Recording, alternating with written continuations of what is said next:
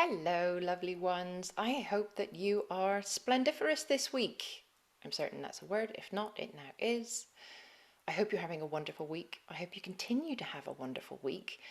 And if by some strange little quirk of fate you happen to be feeling a little bit hinky, this episode I'm going to be offering you one of the simplest ways to get awareness on why that might be and how to feel better. I'm going to simplify it to 3 crazy easy steps. But the umbrella of the whole thing is that I'm asking you to watch your language. Anybody who knows me knows that that's just a hysterical thing to come out of my mouth because I have a bit of a potty mouth and I rarely watch my language in the same way that most of us may assume that that sentence is used. It's used around kids, right? Watch your language. Be careful what you're saying. Be careful because other people will hear you and other people will think something. They will feel something. It's a sentence you may have heard when you were a child. You may have said it to a child. Watch your language. But this week we're talking about watching your own language. Your language towards yourself. We're usually pretty aware of our reactions to what other people say to us, and we're programmed to be kind of social mind readers for the impact that our words may have on someone else, our partners, our work colleagues, our kids, or anybody out there in the world.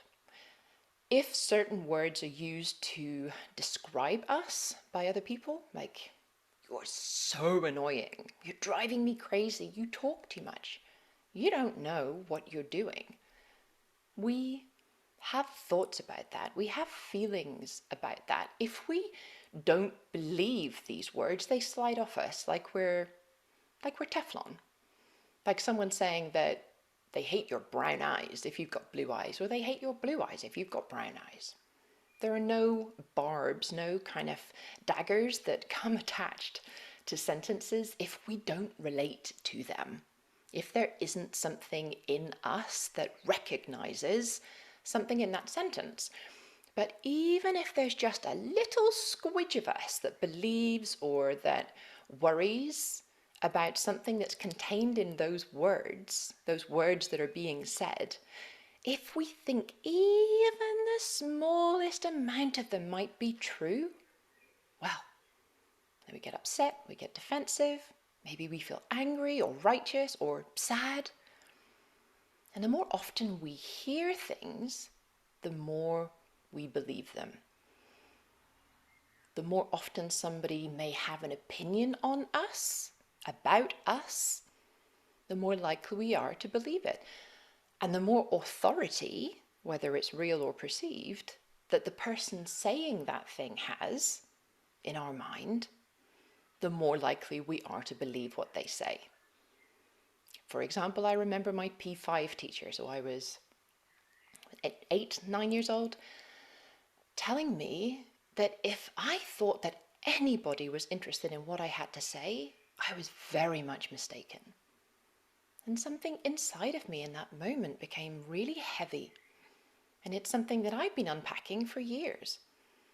I thought he knew something I didn't. I thought he was telling me a truth. He had authority. It wasn't the only time he said it.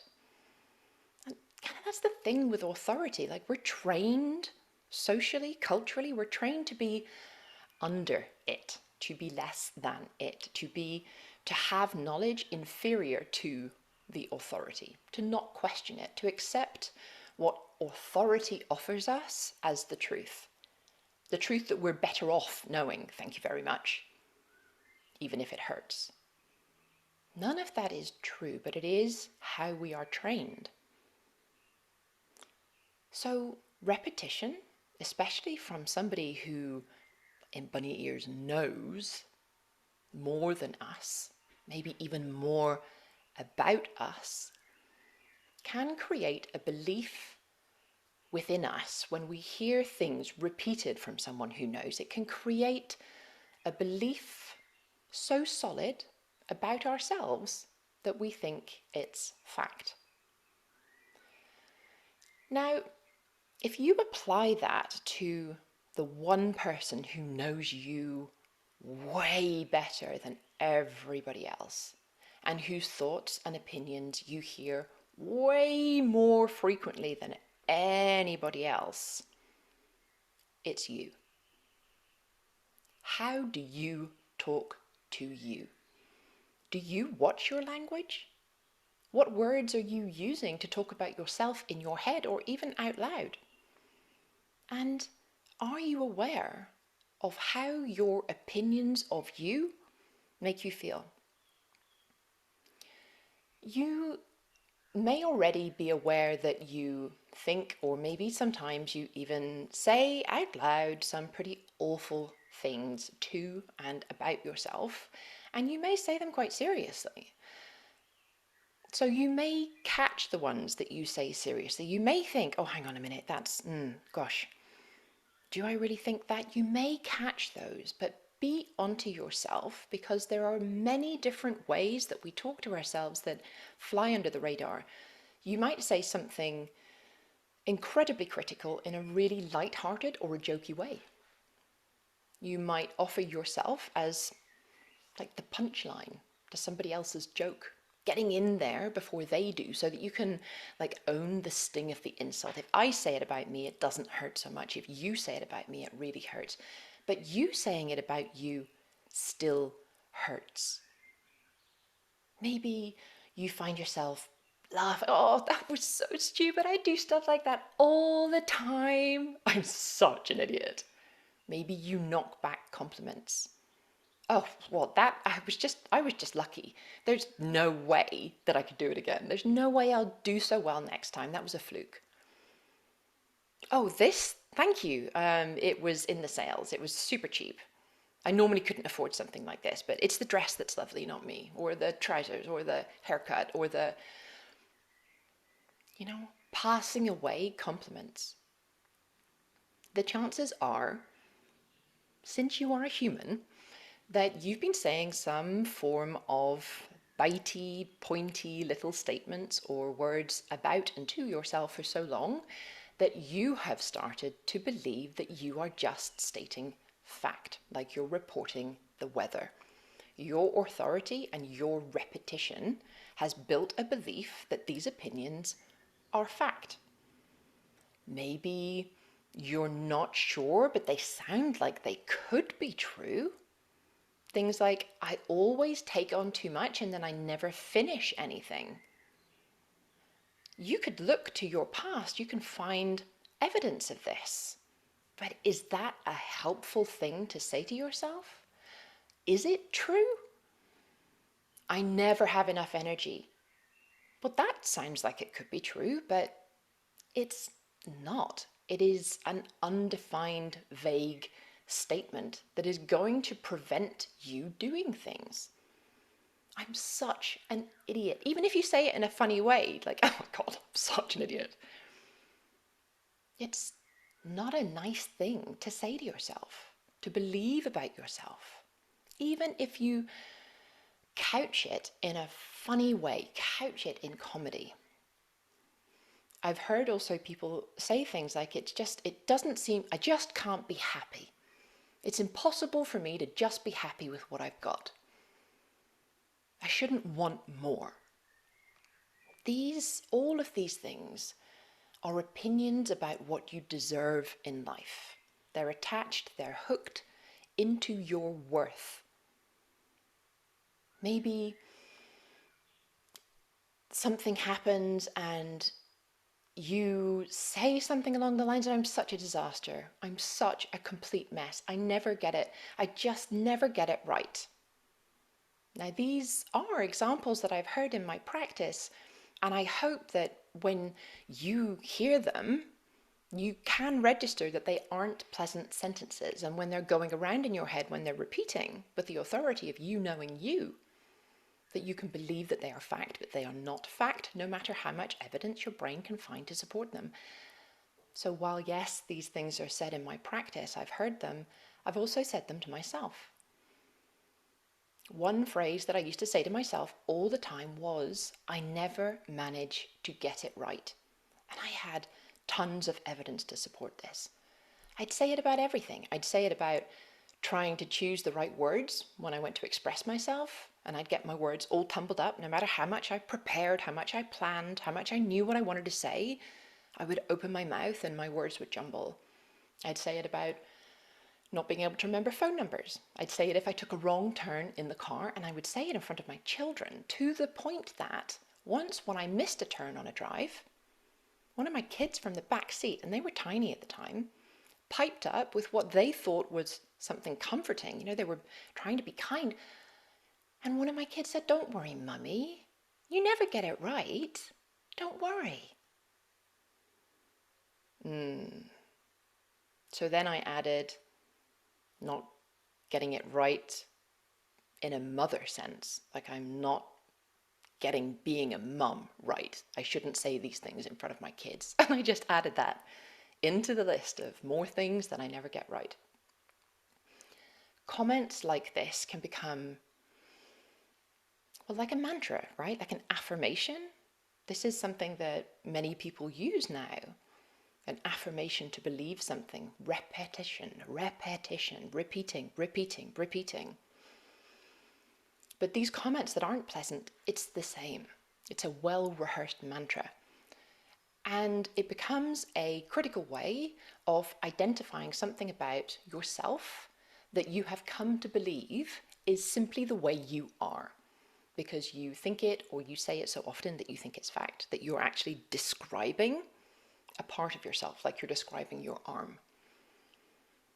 And if, like me, that sounds familiar, we don't even notice we're doing it.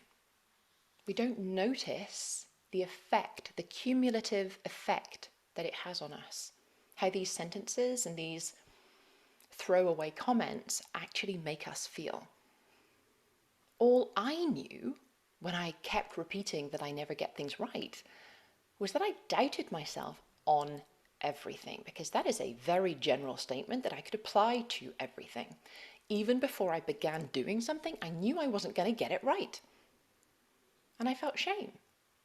Now, here's what I know about shame. No human feels shame in the singular, as in on your own. If you have ever felt shame, it's because of what you believe others will think about you, will think about your truth, whether it is actually true or whether it isn't, as in, I believed this sentence about myself and I did not want people to know that I never got it right. Others will find out. They won't want to be with me. Who would want to be with somebody who never gets it right? Who would trust somebody in a workplace with someone who would trust someone who never gets it right? And I would spiral because I believed this thought. How we talk to ourselves in our heads or out loud, it really matters. These sentences determine our feeling, not just in the moment, but like I said, cumulatively. And how we feel determines how we show up in the world. And how we show up determines our life, determines the outcomes that we have, the results, the life that we create for ourselves.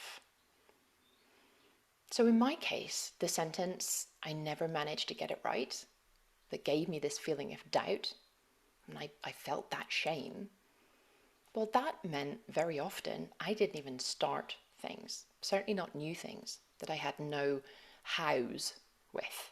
I would constantly look for somebody else's strategy. But more often than not, I gave up before I even started because I knew, as a fact, that I wasn't going to get it right. So what was the point? What was the point in even starting? And then, of course, not starting, or starting in such a lackluster way, or starting by following somebody else's path, simply gave me more and more evidence that belief was the truth. I wasn't getting it right. I couldn't even get starting stuff right. So today I offer you an observational exercise. Explore how you talk to yourself. Write down all of the typical ways that you describe yourself. You refer to yourself, the good, the bad, the ugly, write them all down. You might not know what you say about yourself, or your brain might be telling you that. But keep your ears open. And if you don't catch phrases, then those who are around you, they'll have been catching them on your behalf. They will know how you talk to you, like my kids in the back of the car. Ask people who you are around often. Ask people who know you well, who you spend time with. And ask them, what are the kind of things that I say about myself all the time? You may be surprised at what they hear you say. I know that if, like most humans, you're not already watching your language, what you end up writing down, it may surprise you, but what it's really going to do is explain an awful lot about how you're feeling. What I want you to do next, what you have the option to do, should you choose to do so, is to check in with yourself as you read through these things, these descriptions, these statements. How do they feel to you? How do you feel as you read them?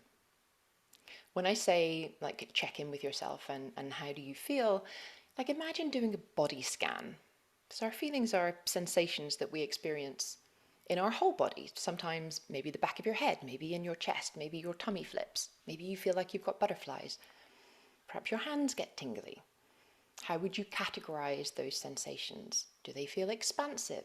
Are you feeling tight? This part of the exercise is going to help explain so much about how you're feeling on a day-to-day basis. If you are experience a feeling when you read one of these sentences or one of these statements, if you experience like an expansive, yummy, gorgeous, oh, that's just feeling, that's great. That is a statement that serves you. And if you're experiencing something that feels tight, that feels conflicting, that feels really shameful, that feels deep and dark and small, well, you get to have a look at that. If that is how that sentence feels, it's really good to know that that is something you're saying to yourself. That is a way that you are describing yourself. And then you simply get to notice when you're using these sentences and be curious out there in the world on your day-to-day basis, on your, when I talk to this person, when I talk to that person, when I'm in this situation. Oh, that's when I think those things about me. Oh, that's when I say those things. That's when I dismiss myself. That's when I treat myself like the punchline to somebody else's joke. Now, I'm not suggesting that you try to resist or sever these thoughts. Just notice them. How do they make you feel? And when you feel that way, what do you do? Or what do you not do? Oh, that's interesting.